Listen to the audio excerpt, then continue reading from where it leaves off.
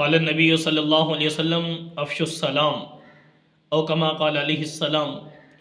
پیارے پیغمبر صلی اللہ علیہ وسلم نے فرمایا کہ لوگوں سلام کو عام کرو۔ جب میرے محبوب صلی اللہ علیہ وسلم نے سلام کا حکم دیا تو گویا اس میں سمجھانا یہ چاہ رہے تھے کہ لوگوں آپس میں پیار محبت تقسیم کرو، محبتیں بانٹنے والے بن جاؤ۔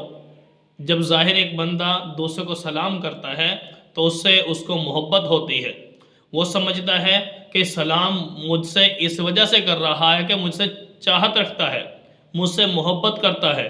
ایک بندہ دشمن کو کبھی سلام نہیں کرے گا، تو ظاہر ہے سلام کا رواج عام ہوگا تو مسلمانوں کے اندر پیار محبت کا سلسلہ عام ہوتا جائے گا۔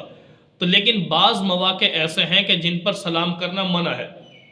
مثلا ایک بندہ کھانا کھا رہا ہو، قرآن پاک پڑھ رہا ہو، ٹھیک ہے، اپنے کسی بھی ذکر میں مشغول ہو، ٹھیک ہے، اور اسی طرح بعض دفعہ ایسا بھی ہوتا ہے کہ وہ لوگ گناہ کے اندر مبتلا ہے، تو ایسی صورت میں بھی ان کو سلام نہیں کرنا۔ مثلا ایک گانا سن رہا ہے، ہم اسے سلام کریں تو بھئی عین گانا سننے کی حالت میں اس کو سلامتی بھیجنا، دعا بھیجنا، دعائے رحمت بھیجنا، تو یہ اس کی تعظیم ہے گویا۔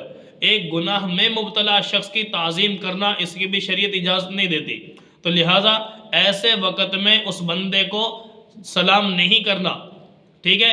دوران اذان، دوران نماز، کوئی بھی ایسے معاملات ہیں کہ جن کے اندر کوئی اپنے دینی معاملے میں مصروف ہو تو اس کو سلام نہ کیا جائے، کیوں؟ اس کی عبادت میں خلل نہ آئے۔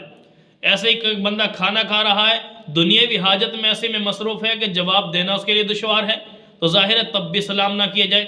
ویسے عام حالات میں میرے بھائی شریعت یہی حکم دیتی ہے، یہی پیغام دیتی ہے، جتنا ہو سکے زیادہ سے زیادہ سلام کو عام کیا جائے۔